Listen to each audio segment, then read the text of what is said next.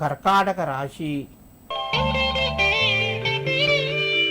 ఈ రాశి వారికి ఈరోజు శ్రమకు తగ్గటువంటి ఫలితం లభిస్తూ ఉంటుంది. దూరం నుంచెలి శుభవార్తను వింటారు. ధనపరంగా కొంత అనుకూలత పెరిగింది. ఆదాయ మార్గాలు మీ ముందుకు వస్తాయి. మంచి నిర్ణయాలు తీసుకోండి. ఉద్యోగస్తులకు పై అధికారుల యొక్క ప్రోత్సాహము సంపూర్ణంగా లభిస్తూ ఉంటుంది. కర్కాటక రాశివారు ఈరోజు గురు రాఘవేంద్రాయ నమః అని చెప్పి 9 సార్లు చదువుకొని మీ పనులు ప్రారంభించండి.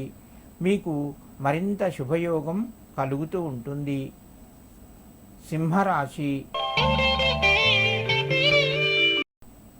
ఈ రాశి వారికి ఈరోజు కొంత కలిసి వస్తుంది. ప్రయత్నాలు ఫలిస్తాయి. రుణ ఒత్తిడి తగ్గుతూ ఉంటుంది.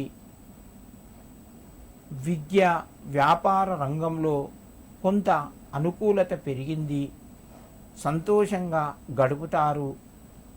సింహరాశి వారు ఈరోజు గురు దత్తాత్రేయాయ నమః అని చెప్పి దత్తునికి నమస్కరించుకొని మీ పనులు ప్రారంభించండి.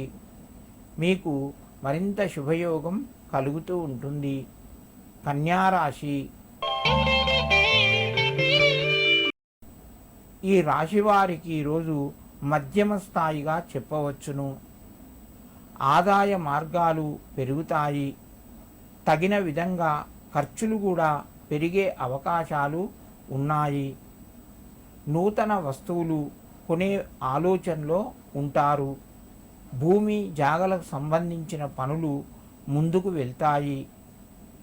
కన్యారాశి వారు ఈరోజు హయగ్రీవాయ నమః అని చెప్పి హయగ్రీవునికి నమస్కరించుకొని మీ పనులు ప్రారంభించండి. మీకు మరింత శుభయోగం కలుగుతూ ఉంటుంది.